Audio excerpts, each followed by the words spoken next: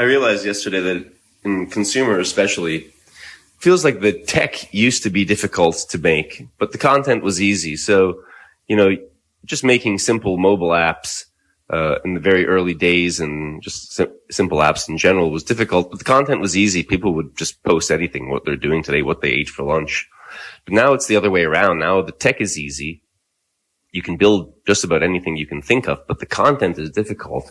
What content do people want to see? What content should you show to whom? What content should you moderate? What content should you promote?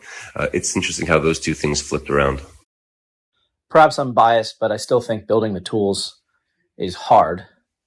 Is it harder than it was in 2012? No, but the level of sophistication of the customer is much higher. Hence, you need to build a much better tool to actually drive engagement. But the second half of your thesis I do buy, which is as content production tools improve, so does content quality, and then engagement comes, and then you have this virtuous loop where eventually you get a TikTok. There's so much more content nowadays because it's so easy to produce. And there's so much more apps and products because it's becoming also easier to do those. So I think both of them have become exponentially harder. But it's also that users have become more picky, saturated, and maybe bored of the existing ways of doing things. So the moat is still there, reaching them. And everybody's competing for the same limited 24 hours a day. That's a great point, Petri.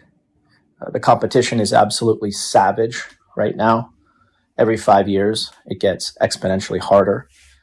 Oftentimes, I hear people talk about TikTok as if it was shot out of a cannon, but few people realize that it was a multi-$100 million acquisition of Musical.ly and then a multi-year, multi-billion dollar content rollout that cemented it as the top app in the world. So this absolutely was a grand plan that took perhaps tens of billions of dollars. Doing anything creative well is always going to be hard, but no doubt as the tools get better, the funnel gets wider. And if you look back each decade, or maybe 2 decades, there's usually a few of these platforms, big companies who are the incumbents, whether it's the Facebooks and Twitters and Googles who come out of the disruption, and then comes the next one. TikTok was maybe the next generation before Google and those guys, but who are the next ones coming in? There's always these who are coming, but it usually takes a few decades, and there's only a few of them. So it's a really tough game, and only a few will win in big time, and the rest will either be bought out or they have some kind of success. So I don't think it's ever getting easier. There's always been a few newspapers, radio stations. That's how it's always been. There were so many car companies in the turn of the 20th century, and then there were only a few. So it's always tough. One could ask, is it harder to produce unique content nowadays because there's already some hundreds of, if not thousands of years of history behind us? So previously, maybe 100 years ago, 150 years ago, it was easy to do TikToks when it was mute, black and white, and Buster Keatons were inventing the art form. But is it still the same thing? And what if we are 150 years in the future, looking back, these primitive tools, and say, oh, it was so easy those days, they didn't have this and that and whatnot. And there was so many undiscovered fields to do stuff. I guess it's always hard. I think maybe we're playing word games here, but you guys wanted to build a AI that you can talk to, and you had it up and running in a couple of days probably, so I don't really buy the tech is hard part. Maybe it's hard to make tech that serves up content in the right way, or the ideas that you need are hard, but the tech itself is pretty easy because it's easier to implement an AI into your app today than it was to implement, DMing in your app 10 years ago. Yeah, maybe it's a little bit of word hopscotch we're playing here. But yeah, certain things are much easier than they've ever been. But I think building a cohesive product, a product that makes sense, is still incredibly, incredibly difficult. And on a feature-by-feature basis, implementing things via API, of course, no problem these days. In fact, I remember when we started out, there was no APIs. There was no cloud computing. So things were just a little bit different back then. But I agree with you on the balance, but I still think the cohesive product that makes sense, kind of end-to-end, that isn't just a feature farm, is quite elusive. So, real talk, there's a possibility they brought it back because they're going to do small voice snippets, like full media TikTok, either a TikTok attack or a voice attack, or because it is starting to take off. So they could be positioning it for that. Because small communities tweeting doesn't make sense. Small communities doing this makes a ton of sense. No.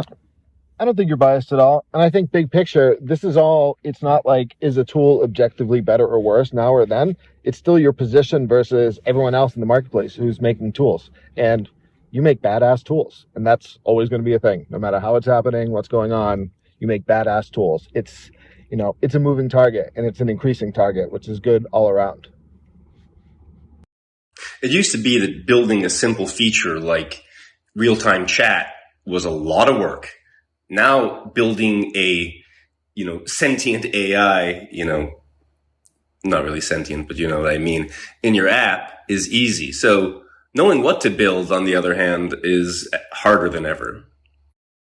Yeah, but again, I'd counter with this with a relative positioning argument in the sense that, yes, it's easier. So there's going to be more entrants. And for the most part, it's going to be the same distribution of head and shoulders above their relative peers that's going to win.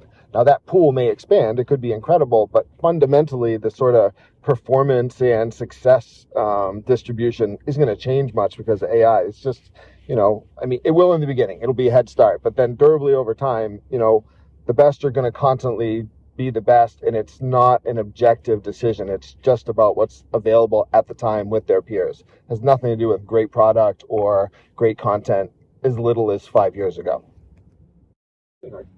And I don't mean to be picayune, but for example, there's probably 100 companies right now that if they had existed as little as 3 hours prior, and it was only a couple of them, we'd be talking, back then, like a $50 billion valuation overnight and a massive head start. So can't make the argument that it's just about like the quality that's available to creators, because it's available to all creators, and that's what they're doing. They're competing across all spectrums, and that includes other business aspects as well, like marketing, luck. I mean, not the marketing they get, not the marketing they do, but all sorts of other things have to come into play.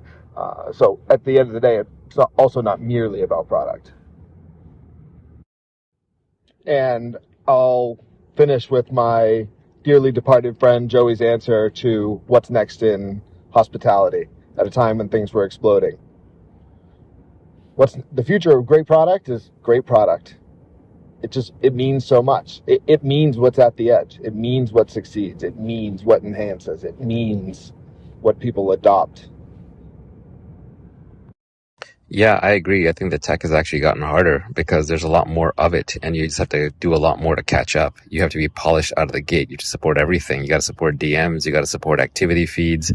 You got to support exports. Like, the amount of things people expect you to support now is insane.